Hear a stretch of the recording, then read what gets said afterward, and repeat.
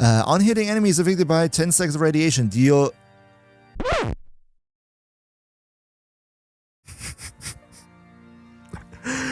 We have gun influence, secondary influence, oh no! Oh no!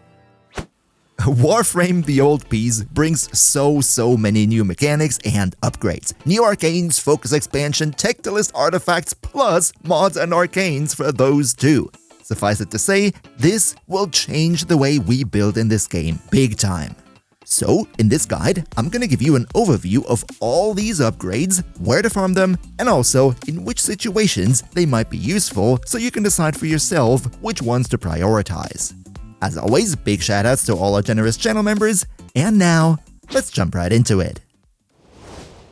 One quick disclaimer though, before we jump into the nitty-gritty. I'm making this video on the first day after the update went live, so naturally I didn't have time to max out every single arcane on today's list, so whenever you see a showcase in this video, that will be with the arcanes at rank 1. However, when we talk about the stats, we're always going to refer to the maxed out versions of the arcanes. As for the new Tektolyst artifacts and the focus school nodes, also here there wasn't enough time yet to unlock everything and max everything out, but as you're gonna see, that actually doesn't matter all too much because we can still discuss what exactly they do and how this will change the builds regardless. Just wanted to get that out of the way at the start of the video so that we're all on the same page. But now, with all of that being said, let's get actually into all the upgrades, and even though I know most of you are probably here for the new Tauron strikes and the focus expansion, I actually want to talk about the new normal arcanes that came with this update first, because honestly, they have some ridiculously broken effects that open up tons of new opportunities. So let's jump right into it.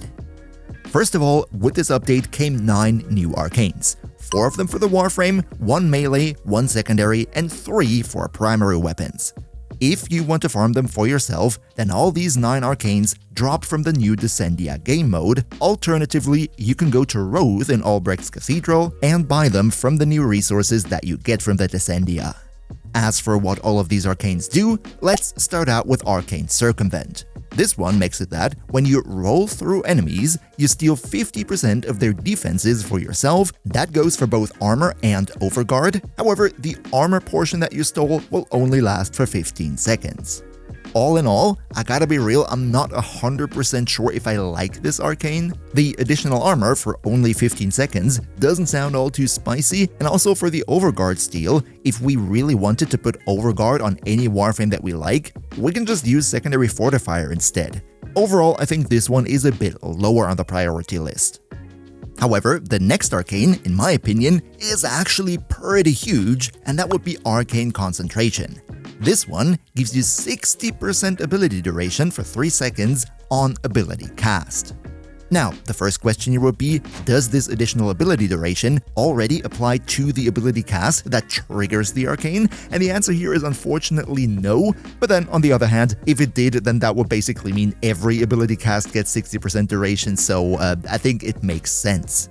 The reason though why this is so big is that while we have a ton of arcanes for our Warframes that gives us strength, there are really only 2 that give us ability duration, and those are Mold Efficiency with only 36% and Arcane Ice Storm, which is a bit of a pain to trigger because you need to play specific weapons in order to keep the stacks up. So I think having a third option that also gives us a whopping 60%, that is actually really good, and I would recommend any build that you might have that currently uses Mold Efficiency, maybe you want to take a second look at that and see if you might actually want to replace it with Arcane Concentration. I could, for example, see this being very good on ability-heavy frames like Protea, who want to have a lot of duration and also spam abilities like crazy. Next, Arcane Expertise. 100% of ability strength modifiers are also applied to max shields. This one is actually pretty self-explanatory. Essentially, it makes it that everything you have on your build that gives you more ability strength, at the same time gives you also more shields. So for example, if you use Intensify, that's plus 30% ability strength, and with this arcane, it's going to give you plus 30% shields too. I think this arcane is actually pretty cool for warframes that want to shield tank or maybe even shield gate, because with those frames, it gives you the opportunity to swap out the shield mod, like prime redirection that you would usually use, and use your arcane slot for that instead. Nothing overpowered or groundbreaking here, but it gives you more build options. Now, this next one is absolutely groundbreaking for those of you who like to go endurance, high-level content, or maybe even level cap. We're talking about Arcane Persistence, and trust me, Persistence is the name of the game here. What this one does is, it removes all the shields from the warframe that it is equipped to, and if the armor of the warframe is above 700, then that warframe cannot be hit for more than 500 damage per second. What does that mean? It means that specifically health tanks, like for example Anaros or Nidus, but literally any warframe, will be able to survive on health tanking alone up to level cap. I gotta say though, the wording here is a little bit confusing, because while it says you cannot take more than 500 damage per second, what it really means is you cannot lose more than 500 health per second. So in other words, this 500 damage per second cap, that is after all your damage reduction. Still though, especially with warframes who have a lot of health and can heal up very quickly, talking about Anaros, talking about Valkyr and so on, for those, this is absolutely huge because that means they essentially become viable in level cap content. But on the other hand, for everybody else, for the normal player like me, who doesn't go much beyond enemy level 500, I don't think that this arcane will be all that groundbreaking. It's really for the long endurance players. These were the Warframe Arcanes. Let's now talk about the new Melee Arcane. This one is called Melee Karen, and it gives you plus 100% chance to talk to the manager. Just kidding, Melee Karen. And this one is actually kind of interesting. On roll, you freeze all enemies in a 5.5 meter radius with a 2-second cooldown. And then against all frozen enemies, your melee will deal 2.5 times damage. And given the fact that it's a 2.5 times sort of damage boost, I think this is a final multiplier, therefore very, very strong. Now, to be 100% fair, I still think that Melee Influence is objectively the strongest and most busted Melee Arcane. I don't think this one is gonna dethrone it, but a little additional fun fact here is that because it freezes enemies, this way you can very, very easily trigger and maintain Arcane Ice Storm without having to actually shoot enemies with cold damage. Just put this one on your melee, roll around, enemies get frozen, Arcane Ice Storm gets triggered. That is actually, I think, the best thing about this arcane. Okay, up next, let's go into the primary arcanes, where I want to start out with Primary Bulwark. This is actually very, very cool because it gives you up to plus 500% base damage, and the way that it works is for every armor point that you have over 1,000, you get 1% more damage. So you max this one out at 1,500 armor. This is very nice, especially for those warframes who want to have a lot of armor, but even for those who are not natural armor tanks, there's always stuff like health conversion or arcane guardian, so really everybody can max this one out if they really wanted to. The main reason, however, why I like this one so much is that it doesn't need any kills or headshots or anything to stack up. You just have the 500% damage all the time. Going forward, I think on a lot of warframes, this will be our primary damage arcane of choice. Okay, up next we have an arcane that is maybe potentially broken and might potentially get fixed, or maybe also not 100% sure, and that is Primary Debilitate. This one makes it that when an enemy has 10 stacks of a combined status effect, then inflicting that same status effect again will instead start inflicting one of the two base elements that the combined element is made of. So, for example, if you have 10 corrosive on an enemy and you inflict another corrosive, then you will either get a toxin or an electricity status effect. This, all in all, is already pretty cool because it would allow you to trigger certain effects that need specific elements to be triggered. However, I saw a video today from Dystopia who went into this in much more detail, and basically what he found out is that this effect triple dips with faction damage bonuses like Roar or Bane mods, and that it can also be triggered by elemental imbuements like Cydo9's ammo into even quadruple dipping, dealing absolutely broken amounts of damage. Again, not sure if this is intentional, just wanted to quickly mention it. I'm also going to put you Dystopia's video in the cards if you want to learn about all the details here. And then the final primary arcane would be Primary Overcharge. This one makes it that when your energy is above 90%, you will gain 35% of your maximum energy as multi-shot, capped at a maximum of 350%. So yeah, long story short, if you want to have a bunch of multi-shot on your primary weapon with a frame that has a lot of maximum energy, this right here is the one to go for. And then the last arcane in this section here, and that was the one that you saw my reaction to in the intro, is probably one of the most busted things in sliced bread, and that would be Secondary Irradiate. It's a secondary weapon arcane, and it makes it that when you hit an enemy that has 10 radiation on them, you will deal 180% of your initial hit damage to every enemy in a 7-meter radius. Just to let that sink in, it means that you basically have secondary influence with a range of 7 meters and a damage spread of 180%. That is ridiculous. Of course, the prerequisite here is that the enemy need to have 10 radiation stacks on them, but there are Warframes who can easily do that, like Corvex, like Oberon for example, and also certain weapons have really easy play here, like the Kuvanuko for example. It inflicts radiation, it has crazy status chance, and it even hits multiple enemies at the same time, so you could like double and quadruple stack this effect. It's just gonna be absolutely crazy. I think this is going to be one of the strongest arcanes in the game. And as always, if you could leave a quick like for the video, that'd be super nice because it helps me big time with the YouTube algorithm. So cheers so much for your support. Whew, that was already a lot. So much for the new quote-unquote normal arcanes. Let's now though talk about the Focus expansion, starting out with the Tektolyst artifacts, aka the 5 new Focus School ultimate weapons that you can trigger the Tauron strikes with. First of all, also here, where do you get them?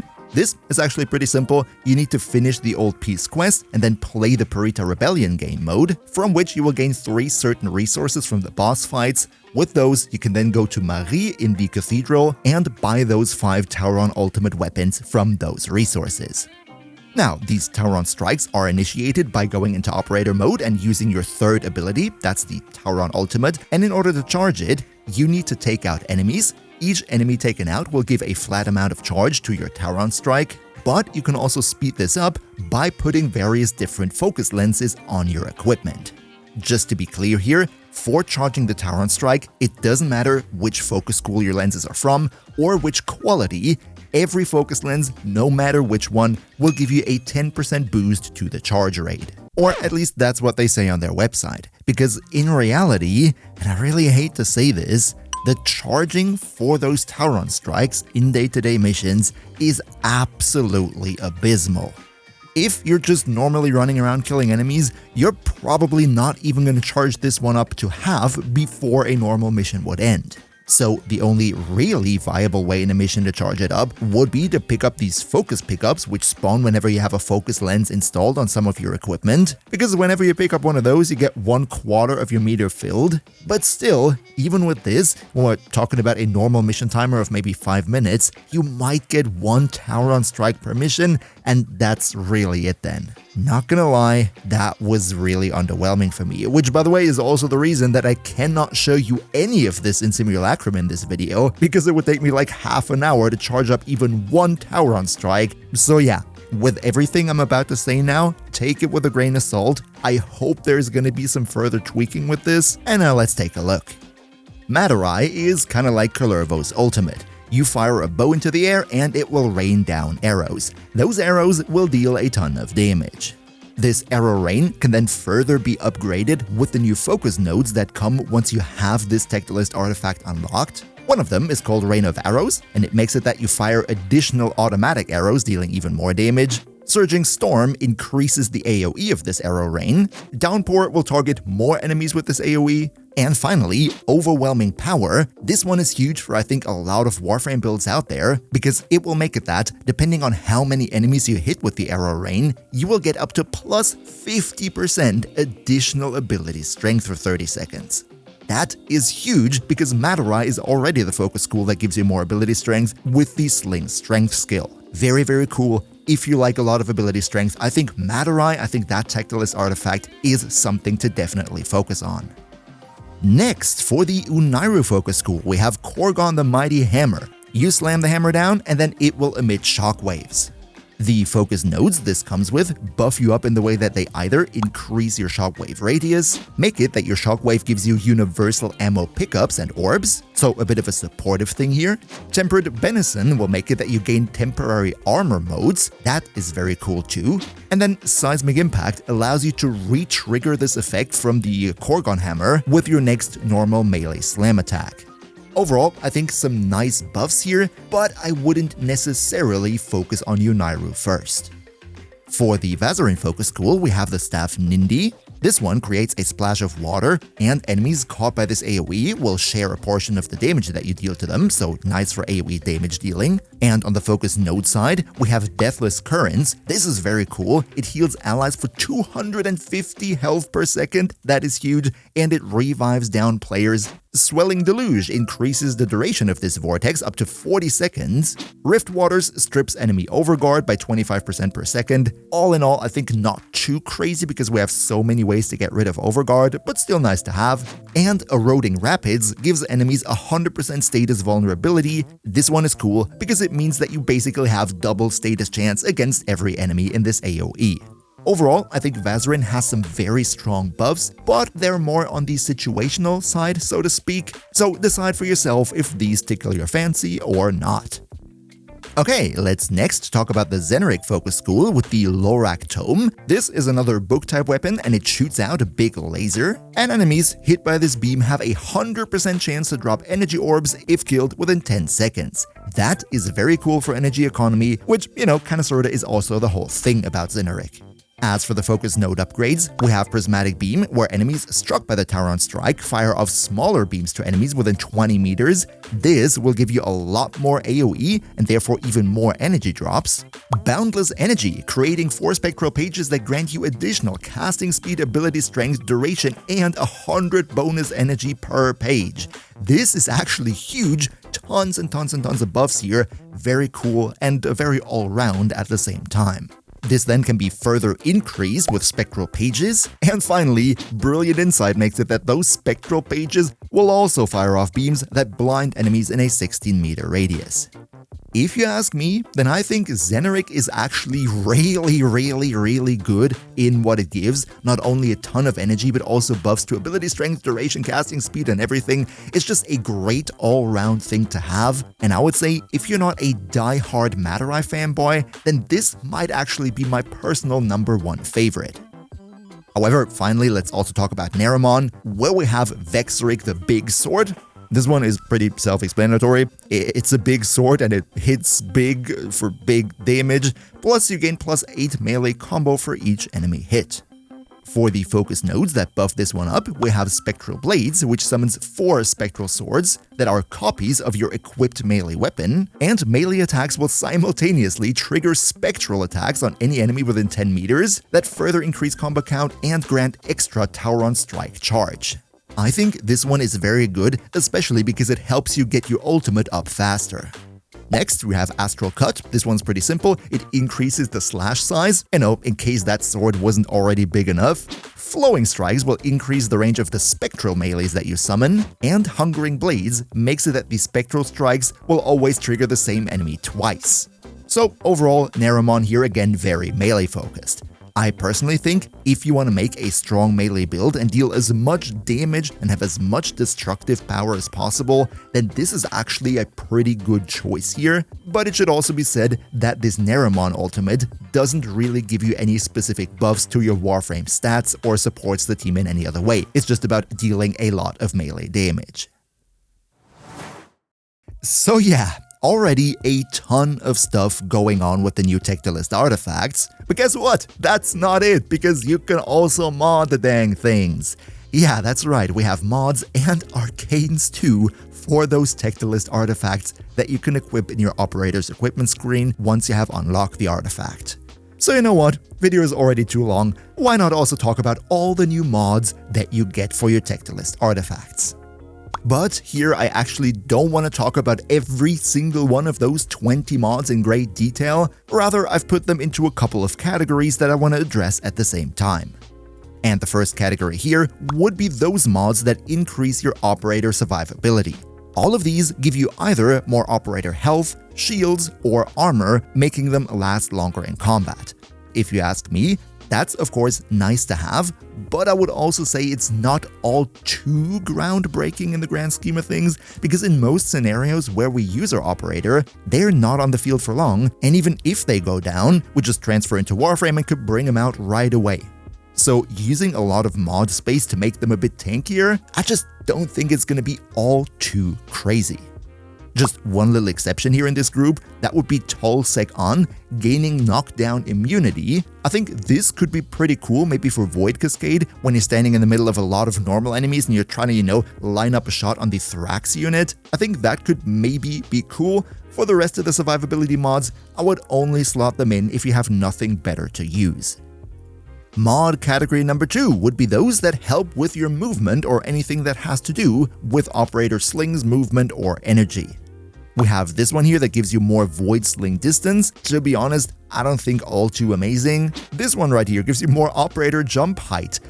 I don't really know why we would need that. If we have void slings, why would we jump with the operator? Maybe I'm missing something here. If yes, then let me know in the comments, but duh.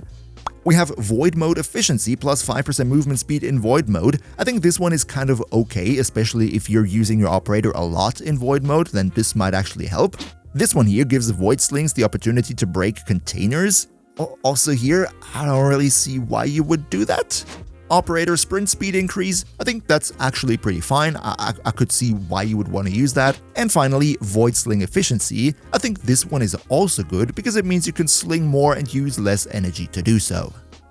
Next, we have one unique mod, because I think this one is actually pretty huge, and it's called Mpazu Sho, which gives you 12% Tauron initial strike, making it faster to charge up your Tauron strike, and it gives you a plus 2% bonus on top of that for each mod from a unique focus school. So if you use a lot of different focus school mods on your build, then you can gain, I think, up to plus 20% initial Tauron strike charge, which I think is huge, and I would definitely recommend trying to get this mod as soon as you can.